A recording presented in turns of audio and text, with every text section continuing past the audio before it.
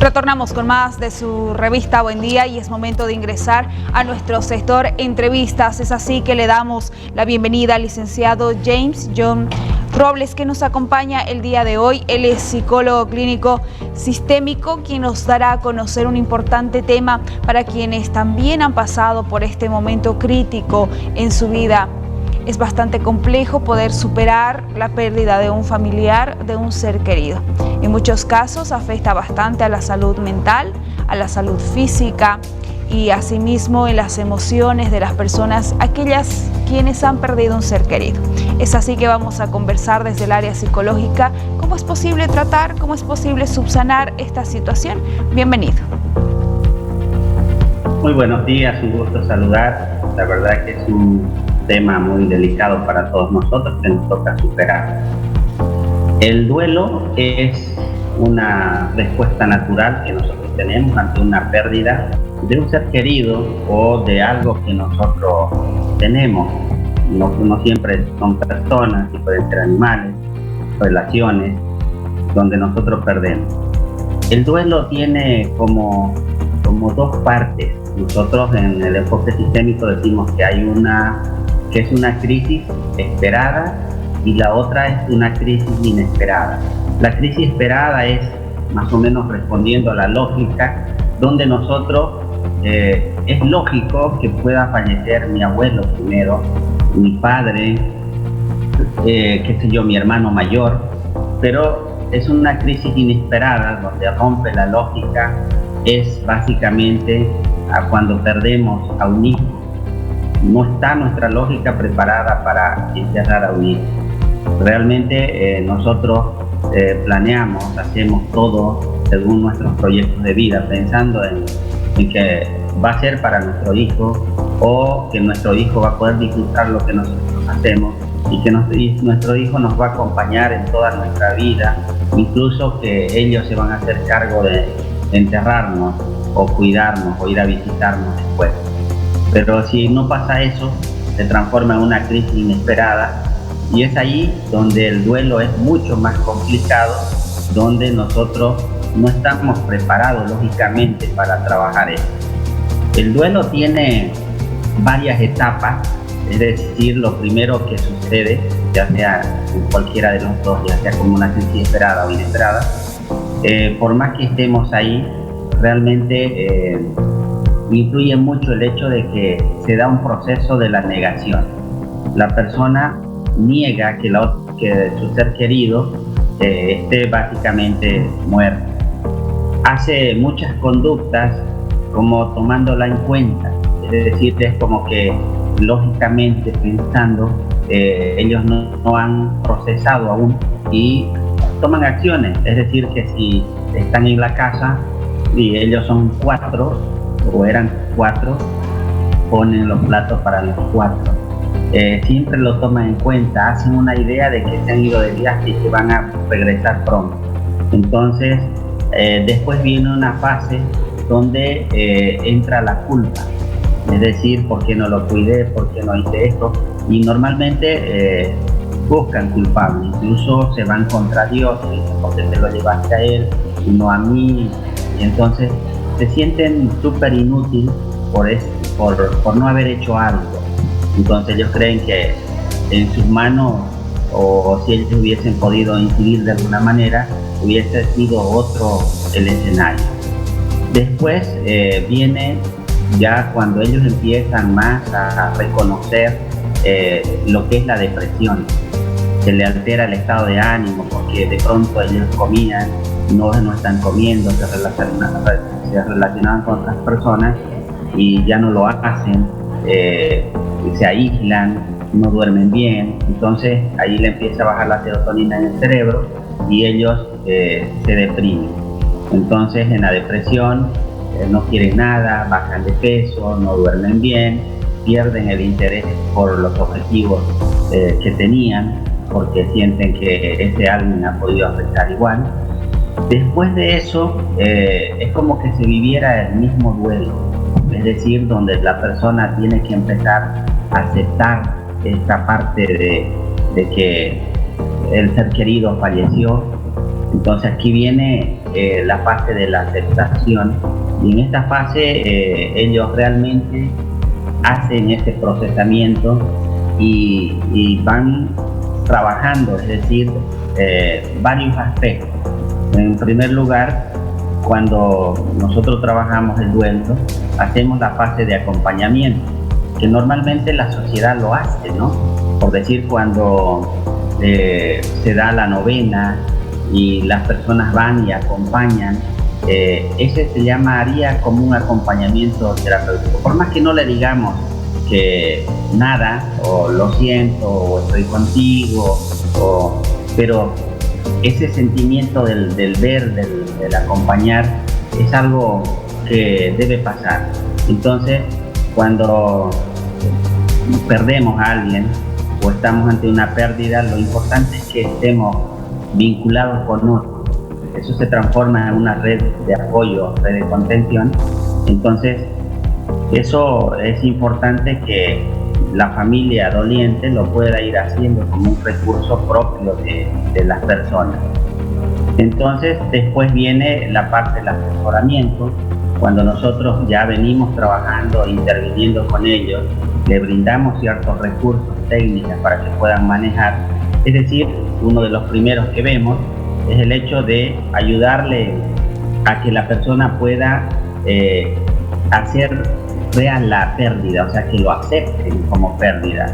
Ayudar lo que son identificar esos sentimientos, los cuales hacen que no logre superar a la persona, ¿no?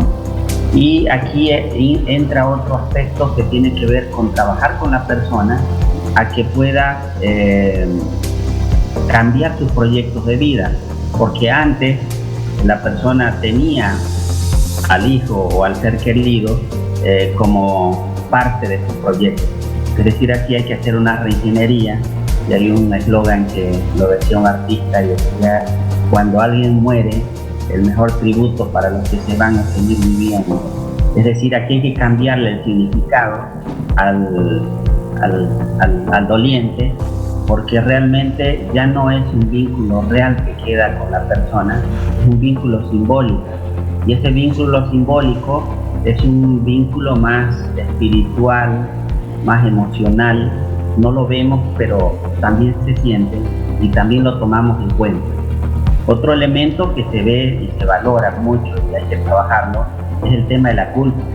Yo estuve ahí, que fue por mí, entonces habría que ver si esto está dentro de la persona, y hay que trabajarla también, darle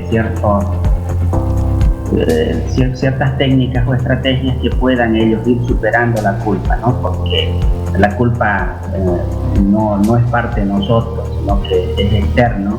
Cuando ellos empiezan a externalizar estos puntos, se lo identifican como que es de ellos, y que eso es un punto que va prácticamente borrar todo aquello que hay entre el vínculo del doliente y el que ya no está. Entonces eso hay que trabajar. Hay que trabajar su impotencia, la ansiedad, la tristeza, y ayudar a vivir sin el fallecido. Ese sería lo ideal, donde nosotros podamos facilitar nuevas relaciones, nuevos vínculos. Como le decía, ya no es un vínculo real, es un vínculo emocional o espiritual que tenemos con el que se fue, y que también puede ser de alguna manera parte de nuestros proyectos. Entonces es importante que tengamos ayuda profesional para ir pasando paso a paso el proceso del duelo, y que desde el consultorio podamos acompañar y brindar técnicas, estrategias, tácticas para que se pueda superar el duelo. Licenciado Robles, mucha gente que quizás ha pasado por esta situación, en muchos casos quizás familiares, los cuales han estado delicados de salud, ya atentos a esta situación, en muchos casos inesperado también. ¿Cómo podemos coadyuvar? Mucha gente le ha costado salir de esta situación, en muchos casos las personas se han enfermado, han afectado su salud mental, muchas han caído en el alcoholismo. como familiares, como amigos, ¿cómo podemos apoyar en este proceso, el cual tiene diferentes etapas, pero cada una de ellas es dificultosa para quien está viviendo la situación de duelo? Bien, la verdad que lo importante es el vínculo. Por decir, la persona que consume alcohol o droga o lo que sea, viene a ser llenar un vacío interno que tengo. Es decir, hay un vacío emocional, relacional, que yo trato de llenarlo con el alcohol o la droga. Entonces, este vínculo es importante tejerlo, conectarlo, pulirlo y que se forme una red de contención. Por eso es cuando le decía de que alguna persona muere, es importante estar ahí.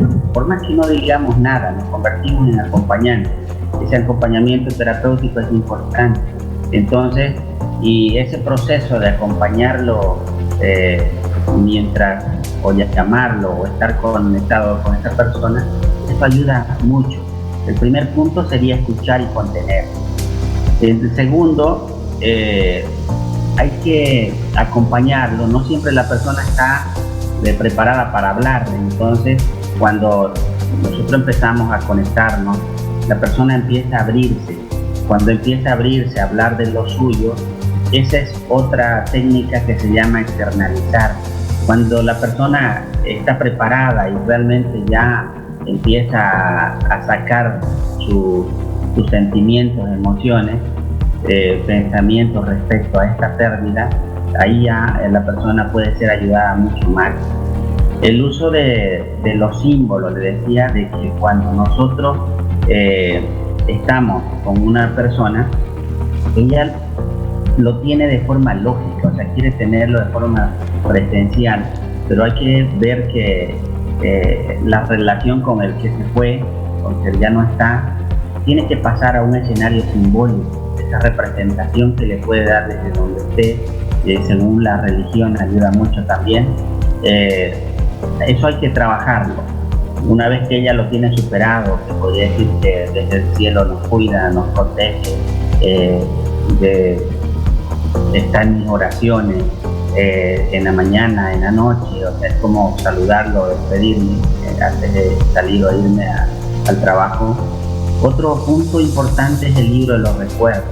Nosotros tenemos que procesar, es decir, cuando tenemos ciertos vacíos dentro de la historia, y ni siquiera a veces es la misma historia, lo elaboramos en base a construcciones que nos dicen o escuchamos o pensamos o sentimos, entonces se elabora una historia. Hay una técnica que se llama el libro de los recuerdos, donde nosotros empezamos a darle conexión, a darle una lógica real, donde esto tenga un inicio, un desarrollo y un fin, y lo ideal es que la persona lo pueda procesar, lo pueda escribir, dibujar.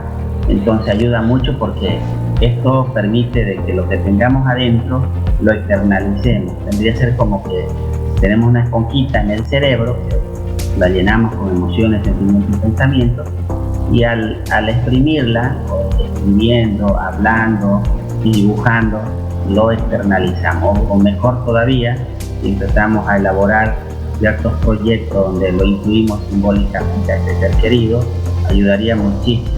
Lo ideal es reprocesar la reestructuración cognitiva, es decir, la lógica que tenemos, pasarlo a un escenario donde haya una deconstrucción. O sea, como hay una historia, podemos deconstruirla, pero desde otro punto.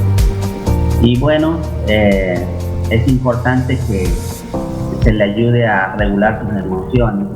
Hay unas técnicas que se llaman el mindfulness, que ayuda muchísimo a que la persona pueda regular lo que son los químicos o los neurotransmisores del cerebro, para que esto también ayude desde adentro a procesar de una manera positiva este duelo. Agradecidos con cada una de sus palabras, licenciado Robles. Es importante poder trabajar en cada uno de estos temas, y también quizás mucha gente que nos está viendo en casa está pasando por esta situación de duelo. La familia es importante, su círculo es importante, los amigos son importantes de poder apoyar a esta persona, pero también es importante aceptar esta situación en sus diferentes procesos. Agradecidos con su presencia, vamos a estar tratando diferentes temas. Creemos que la salud mental, psicológica es importante, pero también tener una salud física bastante estable. Muchas gracias. Agradecidos con la presencia del licenciado James John Robles, quien es director de la carrera de Psicología en Unifrance y asimismo psicólogo clínico sistémico. Hemos hablado cómo poder subsanar el proceso de duelo. Esperemos que esta entrevista sea de servicio para ustedes.